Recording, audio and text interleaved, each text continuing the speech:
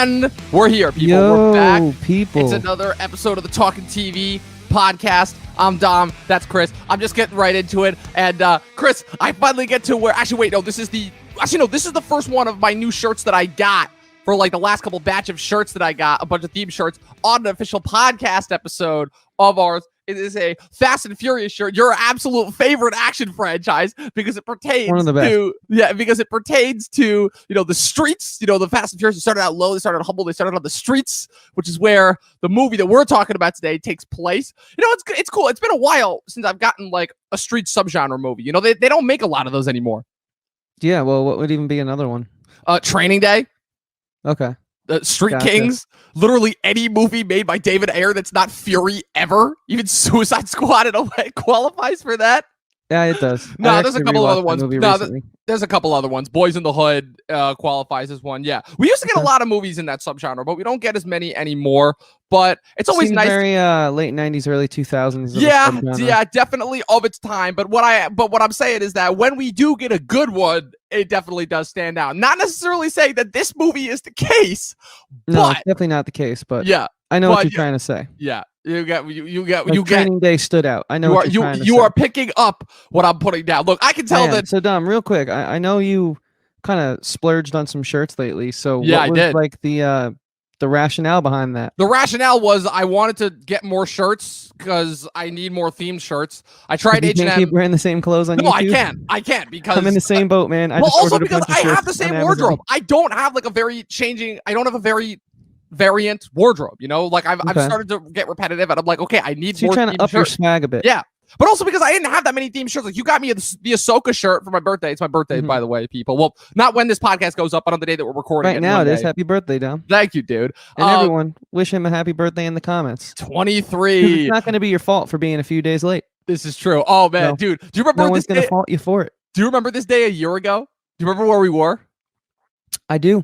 We were down in Yonkers. That was a fun party. It was a good time. That was a fun party. The New Year's party. That was a fun party. The New Year's party. People could congregate more than three people in a room. Exactly. Yeah. The New Year's party, that was a little bit of a different story. But that birthday party that you did last year, that was no specific details because I'm always gracious to the people who host me, and there's no need to divulge any details because both events were fun in their own way. But real quick, because I know we've been kind of loosely documenting the effects of the quarantine on us normal people throughout this podcast, very loosely at the start of the shows, really. So you went out to the mall. Yeah. What was that like?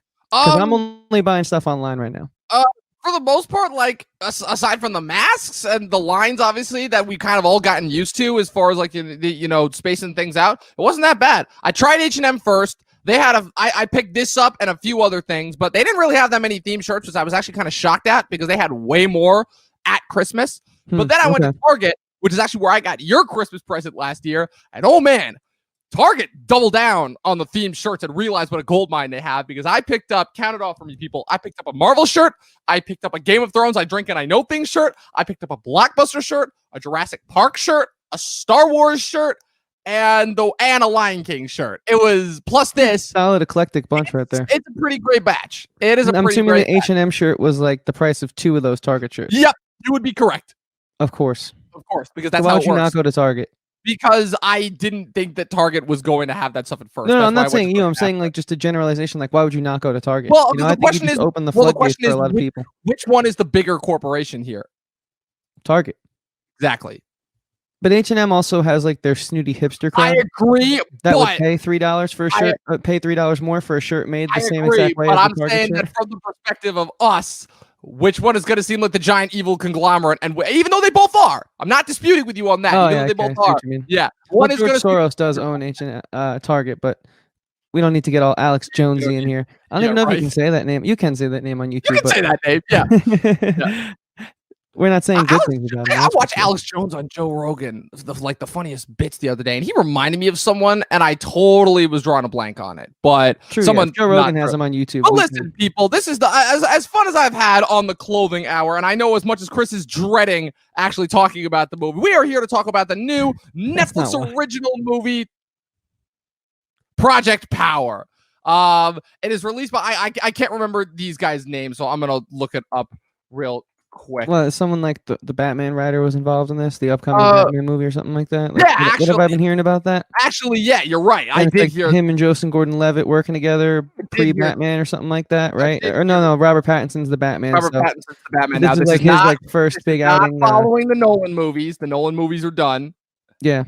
Gordon-Levitt is in this movie. So it's directed by Henry Joost and Ariel Schulman, who back in 2016 released a very small movie called Nerve. I didn't watch it, but everybody that I know who watched it really, really enjoyed it.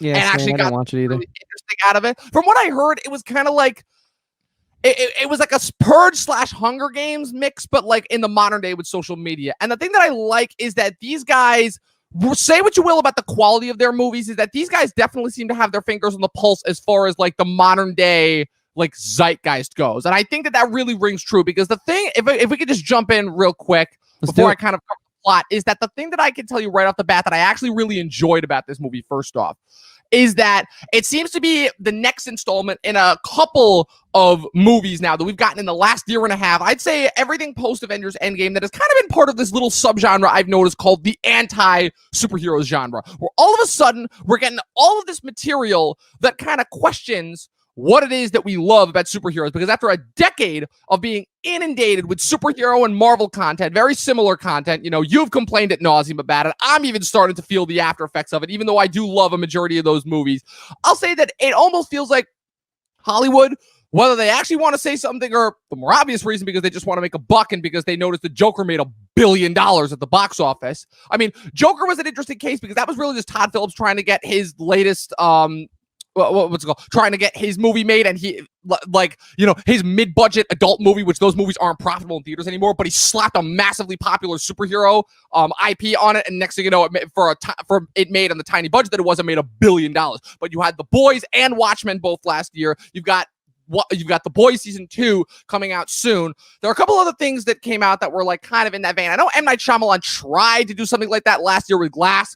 We all saw how that turned out, but movie of last year, the number one film of last year, in the worst category, number one worst, maybe, yeah. But only after Rise of Skywalker. But yeah, that's the thing that I did enjoy about this movie, is that these guys, say what you will about how this movie was executed, but these guys definitely, I think, added a new kind of way to examine kind of that anti-superhero struggle, where, you know, you had The Boys, which was dealing with the celebrity of it all, you know, and then you had Watchmen, which, again, very similar to the original comic, was tackling it from kind of the pop culture / historical perspective, which is what happened. I say the morality of it all too. Well, the morality is always involved. That's a thing that's always involved, like, regardless. But the thing I liked about, I think, like, the political morality, rather, with the Watchmen, I would say, is a big thing. But how divisive some of the episodes are and whatnot. Go check out our Watchmen reviews, multiple. Yes, definitely. It's been covered a lot on this channel. But the thing that I liked about this is tackling it from the perspective of something that we've actually talked about a lot when it comes to the genre recently, which is kind of like the addiction aspect, where metaphorically this movie is literally saying, yo, we are addicted to superhero content because we all hate our lives and they're all miserable. And like drugs, we want to turn to something that will give us an escape. And for right now, superheroes seem to be occupying a lot of that. Another example that I just realized, The Umbrella Academy, which basically is on Netflix, which is basically like an inverse of the X-Men, which is basically where, like, yeah, what if the X-Men were actually like a bunch of like real kids that were like messed up by this one billionaire who just adopted them and basically turned them into superheroes without them really having a choice, and kind of examining the after effects of that and what happens, you know? So that's kind of like my take on what these guys were trying to go for. And from that perspective, I really enjoyed it. Now, how it was executed, that's a different story. And I will be the first person to admit that this is not a perfect movie, but I still got a lot of stuff to enjoy about it. But before I go on with it, Chris, what are your thoughts on Project Power so far? Like, going into it, what you had heard about it, if anything, and then what your thoughts on it. And don't mince words here either. All I heard was the rumblings about a month ago when it had gotten announced, and you sent me the trailer. And it looked interesting, and I was actually really excited about it, too. I remember sending you, like, a text back, and I was like, something like, can't wait. Like, this looks like it's going to offer something new, and it's going to keep along with, like, the whole Brightburns and the Boys of the world, which I've been more so enjoying than I have the major blockbuster chains, like the MCU and the DCEUs and all that type of stuff of the world, which, sure, I've come to appreciate the MCU a little more than I have in the past, but I still double down actually now doing more research on the issues I have with it. And so I was like very much so looking forward to it. And I figured for actors like, Joseph Gordon-Levitt and Jamie Foxx to want to be on board with this, especially considering it's like a Netflix film, which I think that term is becoming a bit stigmatized. I couldn't agree more when I say that it had promise for me. It had hope, because why would these big actors choose to be on it, especially Joseph Gordon-Levitt coming out of his like little retirement? He nobly stepped aside to like raise his family and like do all that type of stuff for a little while, which is cool. And now he's like making his return. So I feel like he's really picking and choosing. So, and then with the trailers too, it seemed like there was a lot there. And I love the whole, sentiment of it. Like, we're addicted to superheroes, and the whole double meaning. And I think it's certainly a thinker on paper, which is why I think a bunch of big names were excited about it. A bunch of big names signed on for it, in the form of Jamie Foxx. Joseph Gordon-Levitt even had cameos from Casey Neistat, who's like one of the biggest YouTubers of all time. I noticed that. I was like, I didn't recognize that guy, but they were giving that guy a lot of screen time. I'm like, who is that guy? And then somebody put in a Facebook He was also chat. in Nerve. I think him and the director are friends. I think so, yeah. So I was excited by all means. You guys have heard me say nothing but good things about The Watchmen, The Boys, and I've been talking about like the more of this deconstructive superhero realm I consume, the more I just gotta find a rainy day where I can watch Brightburn, because I feel like I'm gonna like that a lot. But for all the good this movie had going into it, I feel like it fell apart in the actual filmmaking process. I think the pre-production process is where the strength was, but I have so many issues with this film. Stretching from the performances to the cinematography, the shots just confusing the moment and just taking away from the moment. The framing, we'll get into it because I can't dissect it all at once, but I think if I was to read this script before seeing this movie, I would be like, holy, this is incredible. I cannot wait to see this made. And I just feel a little let down. You'd say your problem was very much within the actual filmmaking itself. The filmmaking itself, yeah. Okay. See, that's funny because that's not necessarily one of my problems that I have with it. Weirdly enough, but it's funny because most of the time, the way that this film was shot, I can't stand this type of filmmaking. Like that very frenetic, very hectic editing. It reminds me very much of the late 2000s when every action movie was shot like you strapped a GoPro to somebody's chest and then edited out every other frame so you couldn't tell what the hell was going on. But I think the thing that got me past it was the fact that, again, this premise was so insane. And I think that the biggest thing to me is that in just a year in general, coming off a couple years now, obviously this year is a big exception given everything that's going on, but after a couple of years where it just seemed like just creativity and originality was just sapped from everything, even the lesser known stuff was starting to become derivative of things that we'd seen before. This finally felt like, I'm like, whoa, this is something completely new that I really haven't seen before. And I'm like, yeah, sure, we're getting kind of similar performances to one we've seen before. It just felt like this movie had the energy that I've been missing from so many previous movies.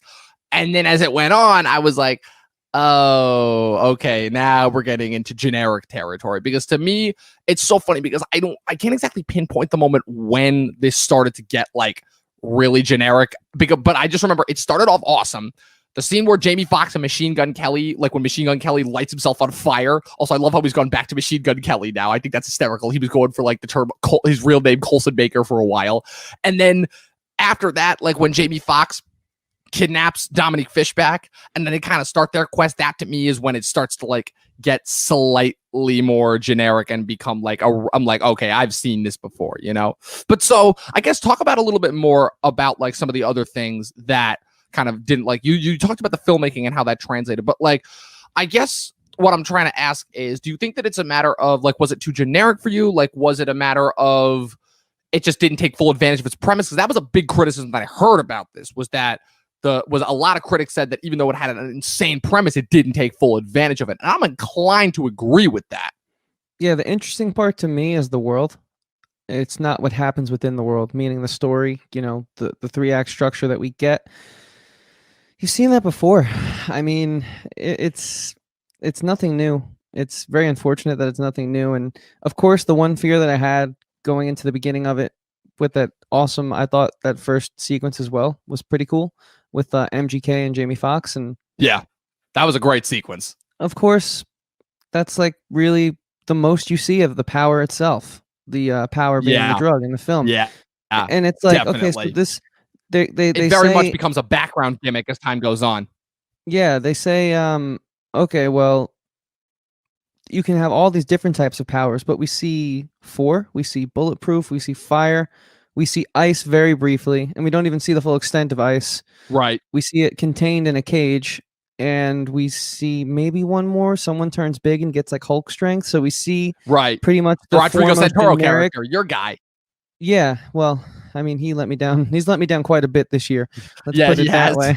Yeah, he has. Go check out our Westworld review. But yeah, right. with that being said, you know, it's like, oh, cool. So you can have any power, and there wasn't a single creative original one.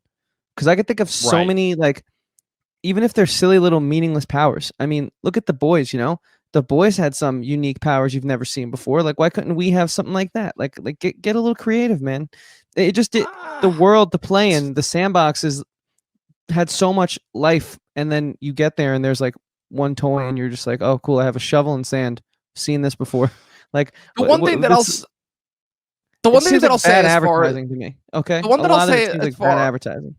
The one thing that I'll say as far as the effects go is that's another thing that I'm just going to blame directly on Netflix. I'm not necessarily going to blame that on the filmmakers, because the one thing that I did like, at least just specifically from a visual standpoint, forget like the creative, from a visual standpoint, this to me was like more visually interesting and dynamic than like 90% of the stuff that I've seen from Netflix. Because Netflix, like we've talked about specifically on our Netflix episode, to me, after a while, especially since we're inundated with so much content on Netflix, it all starts to look the same. The sets all look similar. Even some of the lines that they say start to sound exactly the same. I'm like, I've heard that line in 5 other different Netflix things.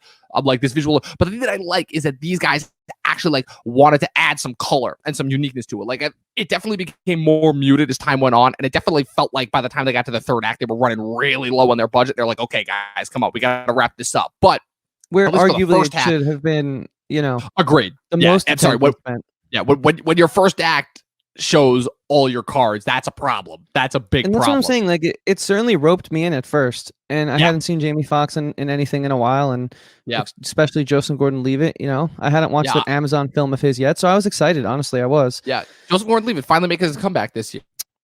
He'll also be in Trial Chicago 7 later this year. Yeah, well, we'll be watching that one, and he wasn't bad, but it's just I don't think him or Jamie Foxx were given much to show their full talent. I agree, but the one thing, had I not seen any like of their past performances that are, you know, pretty good, like for example, Jamie Foxx and Ray. Even though I don't speak about that movie that much as a musician, you know, I've seen it, and it's one of my favorite, if not favorite, biopic. I mean, there's always a toss up between a big three. That's another podcast for a different day. So I mean, I know what he's capable of. I don't think he even scratched the surface of what he's capable of in this movie, and it's very unfortunate because again, I keep saying like, I would have preferred seemingly any other direction to take in this film than the generic rescue and recover.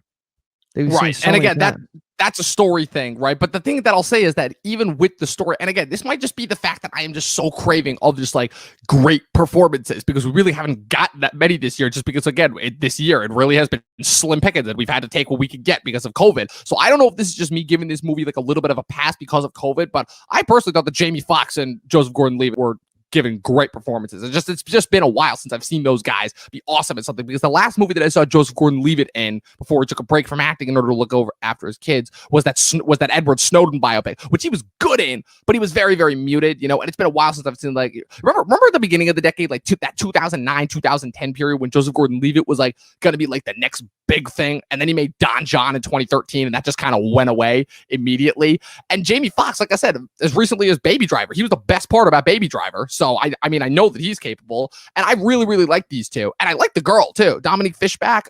She's relatively new. She was in that HBO show The Deuce with James Franco.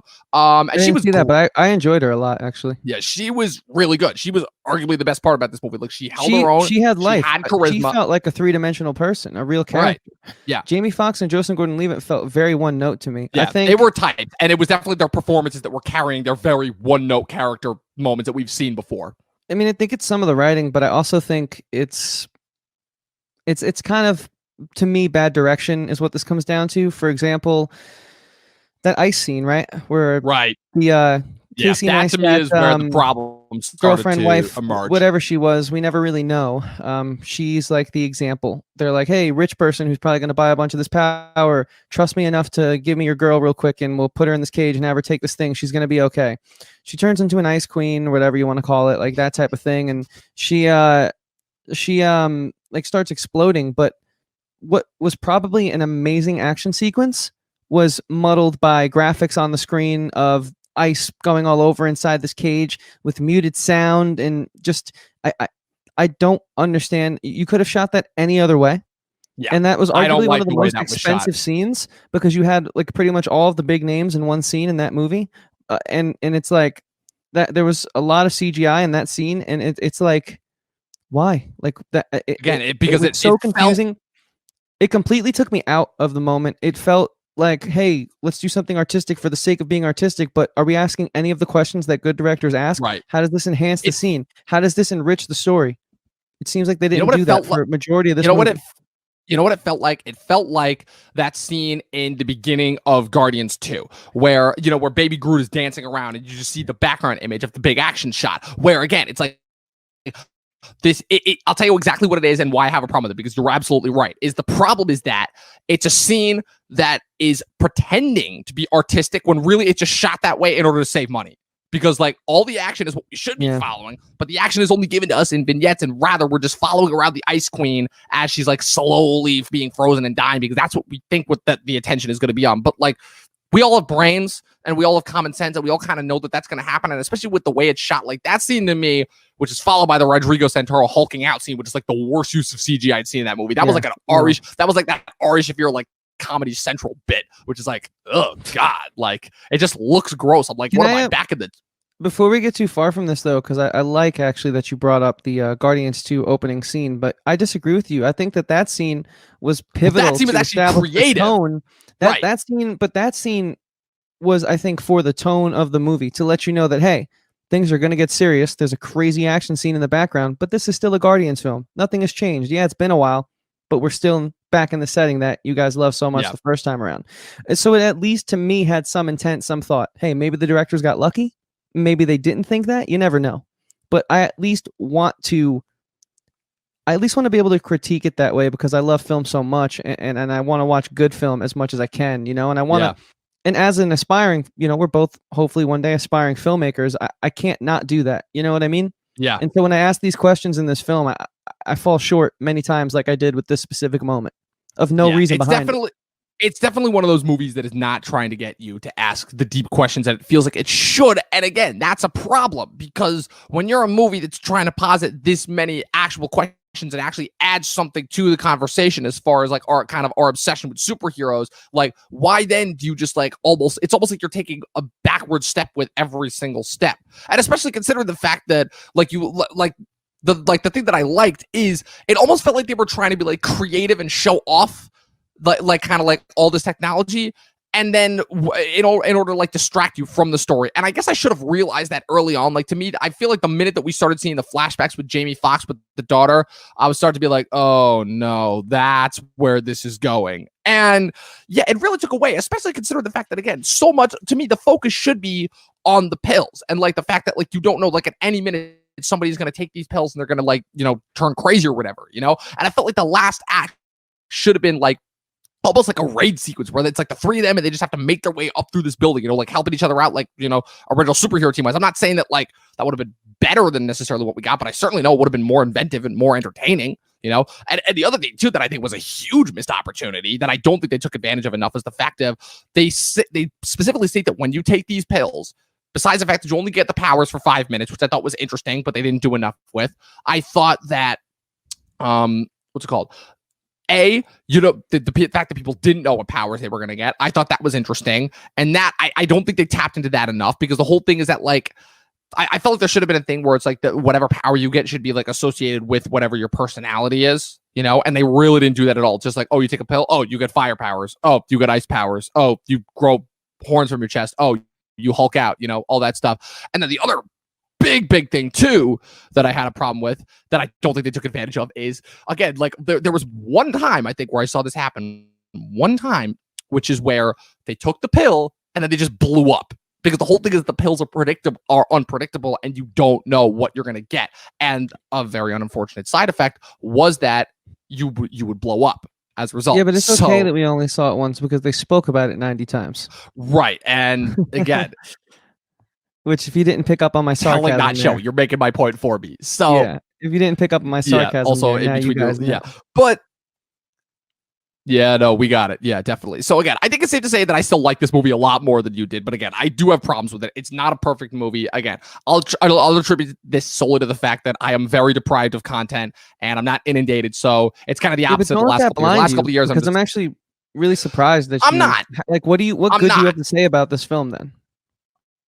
Again, because to me, it comes from the originality of the premise. And the problem is that, and I cannot believe that I'm saying this, but the problem is that I understand the need to critique and I understand the need to like say when something is problematic and fix it and when we don't like something. But at the same time, I do say that original ideas and premises like this one are so few and far between that when they do happen, we do have to give them credit where credit is due. Because because literally, again, I've talked about this with you before, which is how many times does Hollywood use a poorly made but an interesting idea that has promise, albeit being poorly made, and it just needs to be perfected as an excuse to be like, oh, okay, people don't like original ideas. Let's just give them the next sequel, you know? And then we get inundated with another like 5+ years of more than mediocre, even more mediocre than I would say than this, or sorry, better quality than this, but more mediocre, still the same mediocre storytelling that we see as far as just more sequels and remakes go, you know?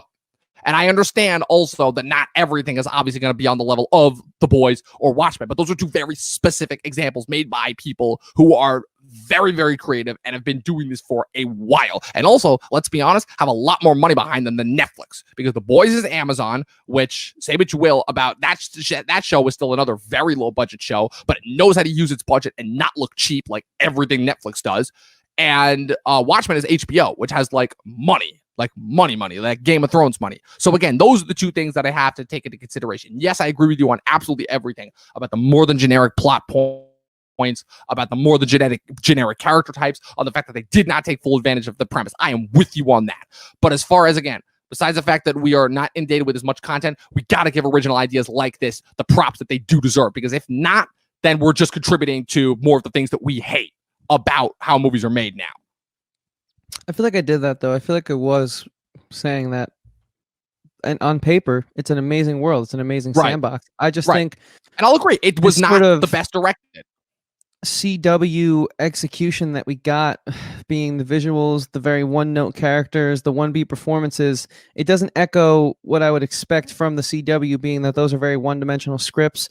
They're very much so in the style of old TV, you know, that Smallville-esque writing style where we have to go 22 seasons, so all the big things are going to be stretched out, and we're not going to have as many moments that are memorable because we have 22 episodes ordered by a studio in 2020. Right. So that's where I can't forgive it when it doesn't pay off, when it pays off in the same way as something that we understand why it is what it is, and we watch it because we know what we're getting into. This, we had a clean slate, and it's just, I'm just so, man, you know, I'm all about the deconstruct of superhero realm. Oh, I know. I am too. You know, I live for it. I was excited for the superhero genre. And I just to have like I'm with you when I say that they had a gold mine they tapped into in the premise, and just to like execute it this way, it just seems so criminal to like what I think. And I have no one's seen the script outside of the in circles or whatever, but to what I think on paper reads really well. I would have to assume. I don't know. It's just, I just can't get past it, man, because like, for example, that sequence at the end where, you know, Joseph Gordon-Levitt's sort of running through the ship, and you have all these tight action moments. We didn't really see those action moments though. Like the editing, the camera shots were like, oh, someone's in the hallway, duck behind you, crazy cuts, very confusing, stills dropping in and out, then he's standing over them. And I think the budget just restricted a lot in that third act, like you were saying. So much of what could have recovered a very generic, like, you know, second act of like, oh, we're establishing the team, now the stakes are here, we have to go and retrieve this, we got to stop them from selling this thing, or the new world order is going to take over. You know, you kind of knew it was going there, and that would have been fine had we gotten the spectacle that it deserved at the end, and we just didn't. I don't know. You know what's funny about that ending is that ending, well, it felt like it was very much building up to have sequels, and that like they were going to be able to set that up where it's like, oh, Jamie Foxx's daughter wasn't there and they had to fight their way out. Now the three of them have to team up in order to go and find her and fight against and take down this evil corporation. And at the end, it was almost kind of like nah. It was almost like Jamie Foxx was like, nah, I only signed on for one contract, and he was not down for sequels. And so they resolved his plots, but then they could potentially keep going with the Joseph Gordon-Levitt thing. But again, the problem too is that even though I love Joseph Gordon-Levitt in this movie, his whole arc felt like a complete afterthought as far as things go, because Fishback is working with him at first, obviously, and then obviously she gets kidnapped by Jamie Foxx, and then that whole arc takes over. And then the whole thing, what happens is that all the Joseph Gordon-Levitt stuff is just like explained off screen. And it's like, oh, okay, so we're just supposed to forget about that whole arc. Right. And we don't even, was very clearly setting up towards sequels. Maybe. It could have been. I kind of felt like it was until Jamie Foxx said that one line. Yeah. But I do got to say, like, that whole relationship with him and the police commissioner, which is generic, and we've seen it before. Generic. But why even tap into it if it's just going to be a one scene thing? Like, we didn't need that. So you're right. Joseph Gordon-Levitt, he was just an afterthought. And like, dude, we get it. You're in New Orleans. Like, you don't got to have everything Saints on your car. Like, there's other things that define that city. It was just like so trying to be in the setting. Do you know what I mean? It just all felt so forced once it got off the page, man. Which again is funny because the whole thing is that I'm like, wow, if this is supposed to take place in New Orleans, why in the hell does nobody have a New Orleans accent? Because New Orleans, like that, they have a very distinctive accent there, you know? Right. And you know what? Can I tell you? The only person who I heard speak about that other than you, which is David of Flicks Talk, he said that like Joseph Gordon-Levitt was kind of doing it in his review, but then every time he yelled, it was just gone. Yeah. So it's don't even try, man. I think it went away. I think it was one of those things where he started off trying to do an accent, and then it just went away as time went on. It did. Yeah, in the third act, it was completely gone. Yeah. It was completely gone. Yeah. I don't know, man. Like, I just don't have too much good to say about this film, but you really didn't get into what you liked about it too much. Right. Well, again, the problem is that, like I said, it's the originality of it and the fact that I wanted...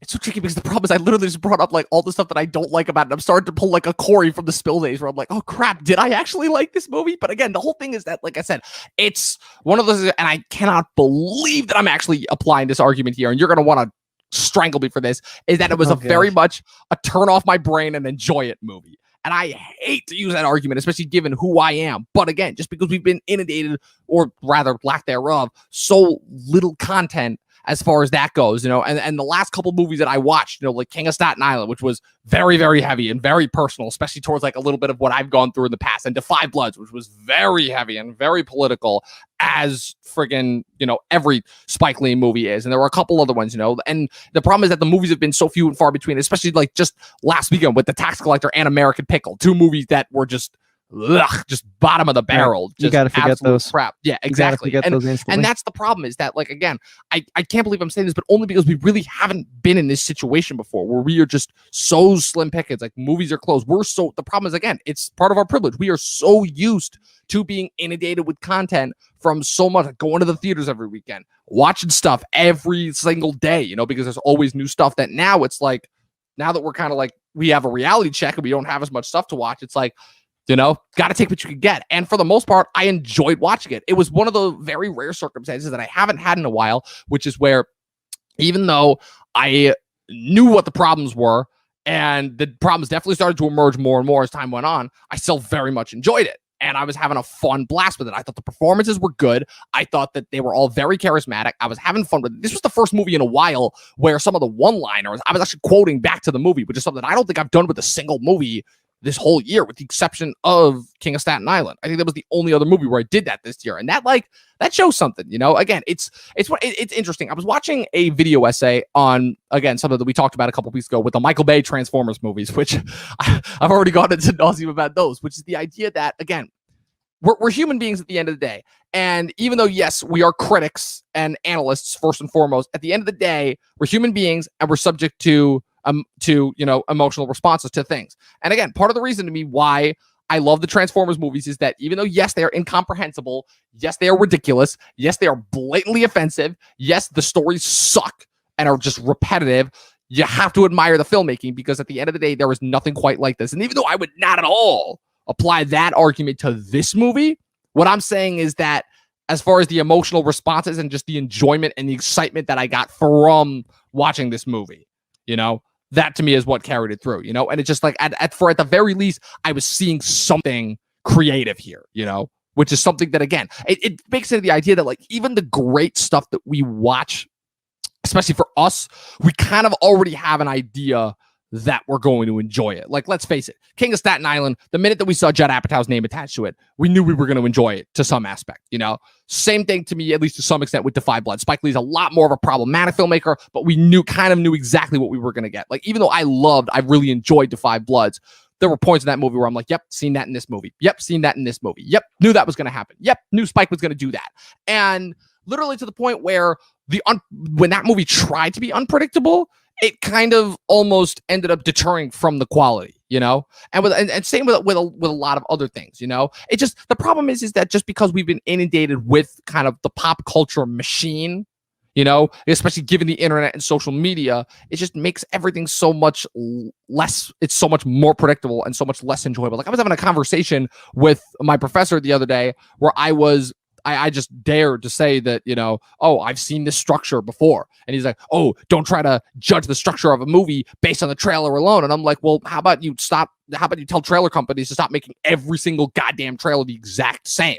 You know, how about you do that? Then I'll stop doing it. You know, again, it's the thing that we've been critiquing Hollywood on for since we started this, which is that again, they seem to run out of ideas. And that rings true. And again, it really does kill me when, even at the end of the year, when I make my top 10 lists, I can pretty much predict what my 10 favorite movies of the year are going to be. And there's only a few surprises. Like, I can say for a fact that last year, out of my top 10 list from 2019, there were only 2 surprises for me. And that was Klaus and Climax. Everything else that was on that list, I kind of knew was going to be on there, you know?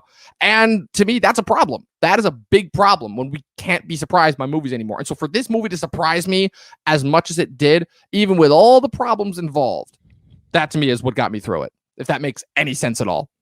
It does. And I don't want to make it seem like I'm being like a negative Nancy. I've actually had like a great start to my morning. Went outside, played with my puppy, took a swim. So I'm in good spirits today. We're recording a little earlier than usual, but I just don't want to settle. I don't want to. And I'm not saying you are, but because you know, I had the same thought when I saw, oh, Jamie Foxx and Joseph Gordon-Levitt in a film. I'm probably going to like this. But I feel like I was, and I'm not saying you weren't. I'm just saying I feel like I was able to be objective enough to realize, well, you can have, I don't know, J.J. Abrams on this thing, right? Someone who I have a huge bias for. It's going to be a bad movie if it's a bad movie. Look at the most recent Star Wars film. Yeah. You know? I think now you're seeing more so than ever that we're kind of getting these straight to VOD projects, in a sense, films that the studios knew were going to flop. So that's really what a lot of 2019 has been, that they were going to sprinkle in between. 2020 in this case. Yeah. Sorry. I think I'm longing for better times, which is where I was going with this. It's like back in 2019, these kind of films were able to coast under the radar because you would get hit with the Joker, you would get hit with the Once Upon a Time in Hollywood to cover up like the you know, not so good films, or the films that like maybe weren't the best or didn't like strike gold as much as they should have. Like Richard Jewell comes to mind for just like, I won't fall victim to the, oh, we're finally getting something new, and so I have to be a little nicer to this. I won't. All right. This was very thinly veiled and it just didn't make sense. Like it just like the filmmaking didn't make sense. It didn't translate. It didn't enhance the story at all. The choices from the creators felt poor. The acting was poor at best. When your youngest actor who has the least amount of experience is bringing the most life to a role, especially when she's in a film with Jamie Foxx and Joseph Gordon-Levitt, 2 titans at this point, I would say. It's unacceptable to me. It's really unacceptable when I felt like I could have seen this as an introduction to a new DC show. If they did one of their classic 4-part crossovers, I could have imagined Arrow jumping down on that cargo hanger at the top the same way that dude who popped the bones out of his body did. No. I will not stand for that. I won't fall victim to that trap. And I'm not saying you are. I'm just saying this is why I feel the way I do about this film. Especially because I was excited about it going into it. I was about to say, you mean that's the kicker. The Spike motherfucker, that guy. Like, that's the kicker. Yeah, it's funny because like when I saw that power, I'm like, did they just pull a Spike from X-Men? I mean, I guess cool because I haven't seen that. I haven't seen that ever, but it's kind of a lame power, to be honest. You know, and that's kind of like all I really have to say about this thing. I'm not saying we have to end it, but I'm just saying, like, for me to just keep beating a dead horse here, I'm just going to keep quadrupling down on my stance because I won't just be nice to something because it's the only thing we have. Right. And I'm not saying that I'm being nice. That's the thing. I'm saying that. And I think I've made a good point of saying that these are all my thoughts, and I know you're not saying that. I'm just sort of rebuttaling you because I think like when art has been its best is when it was in reaction to some of like the most trying cultural times. Right. I agree. So I think people need to step up, you know? Yeah, definitely. Because we need good content. We need to not settle right now. We need something to take our mind off this madness. Absolutely. Yeah. And I don't know. I just wonder when or if we're going to get that good content, because to me, all that I know is that it's either a matter of people haven't been reactive as they should be, or just the problem is that all the people that we hear are the vocal minorities. And the problem is that the majority of people who are still watching this stuff, they just don't care. You know, we've talked about it. They just want to be mindlessly entertained. It's funny. Did you watch the Tim Dillon on Joe Rogan thing the other day?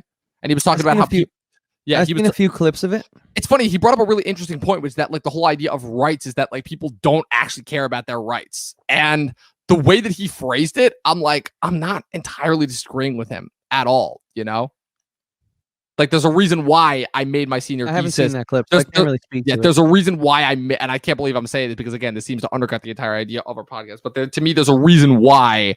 To me, I think the idea of critics don't matter if they ever did, you know, but that's a whole podcast for another day. Look, the point being is that Project Power, while certainly a very problematic installment, I think it does add something to the deconstructive superhero thing. And even though, yes, it is very poorly made and it has problems up the wazoo, I think that the originality of it is something to be commended. And I hope, at least for the best for the future, since it looks like this movie is not going anywhere, is that somebody could take something like this, or at the very least be inspired by something like this as being original, and do something more with it and actually come up with something creative and inventive going forward with it. I mean, man, if this is what we're getting, sign me out, you know? Yeah. Like I just can't keep getting excited for bad movies. Yeah. 2020. I felt 3 years ago. 2020. Yeah. Jesus. I don't know. Worst year for movies yet.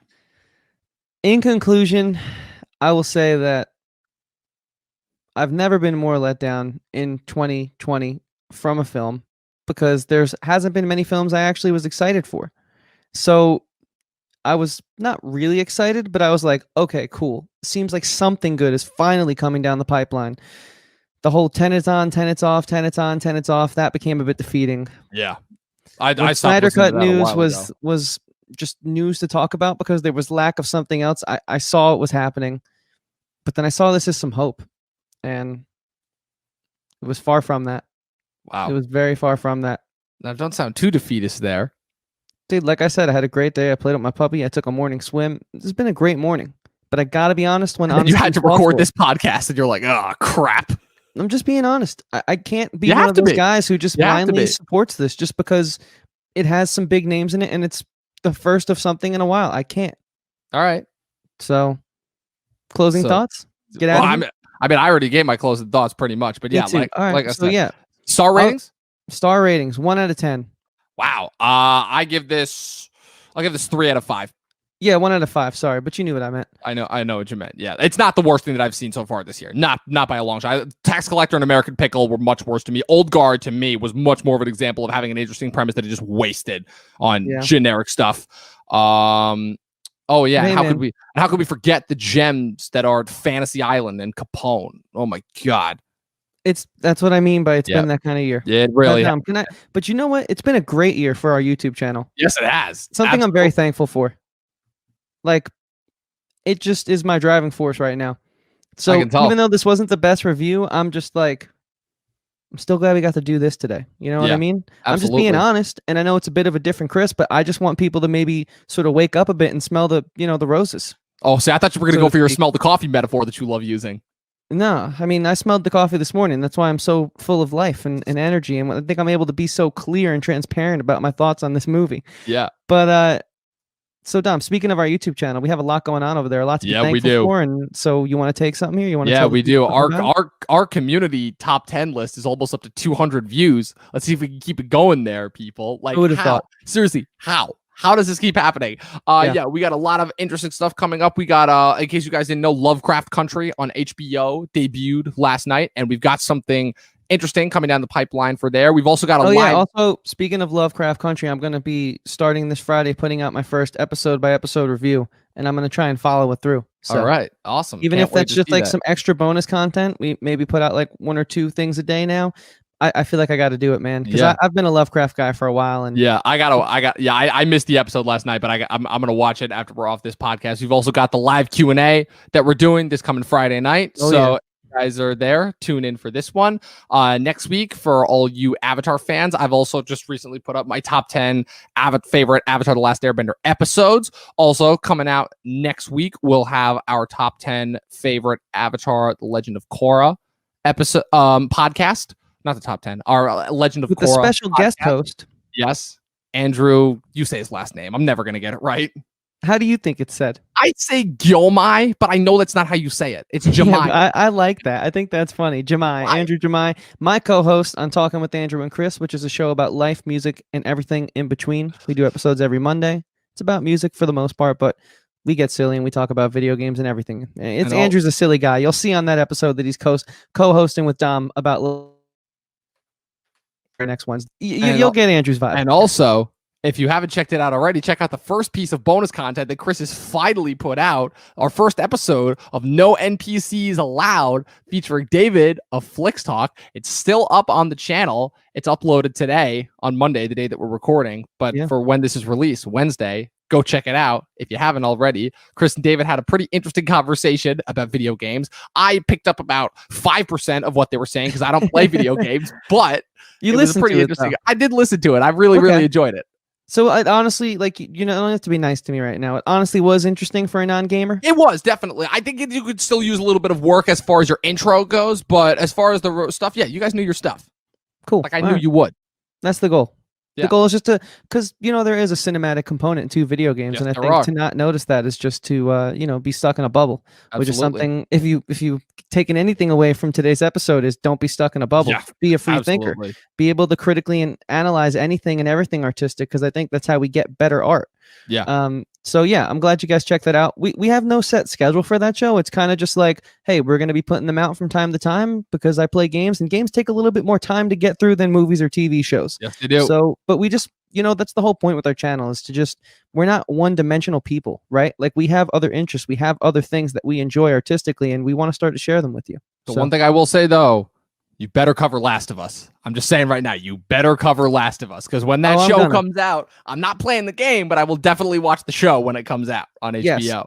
That's what we're saving it for. I can tell you right now, we're going to be doing a look back at the Tony Hawk Pro Skater game next month when the remake comes out of the classic first PlayStation 1 2001 Tony Hawk Pro Skater game. So we have a lot of stuff coming with that one. It's going to take some time for the playlist on YouTube to build up, but I think it's going to be worth it, because I think there was a bar set pretty high in that first episode, and a lot of that's David, but David knew way more than I thought he was going to know. So we got a bar to establish and a bar to set, and I hope you guys enjoy it. I really do, because like I said, we are going to try so many different things with this channel. You don't even know what's coming. We're not going to spoil it right now, but they don't even know. Absolutely not. No, they don't. This is just the start of the new stuff. Honestly. Oh, yes. Yeah. 4 months left of the year. And like we said, people, 12 seasons. 12 seasons and something else. And a short film. Okay. Well, I mean, the short film will 12 seasons in a short film. Okay, way to be our thing, dude. Way to completely rip off Community and just like do our own thing. But if there was ever a mantra to establish for us, I think that's a really funny one. Talking TV, 12 seasons in a short film. Oh man, that's not derivative at all. But anyways, people, follow us on Instagram, follow us on Facebook at Talkin TV or at Talkin TV Podcast for all the notifications that we have coming out. And as always, people, watch more fucking movies, or in this case, TV, or in this case, play more fucking video games. There's a lot of content out there. Just do all of it, because there's nothing else to do right now.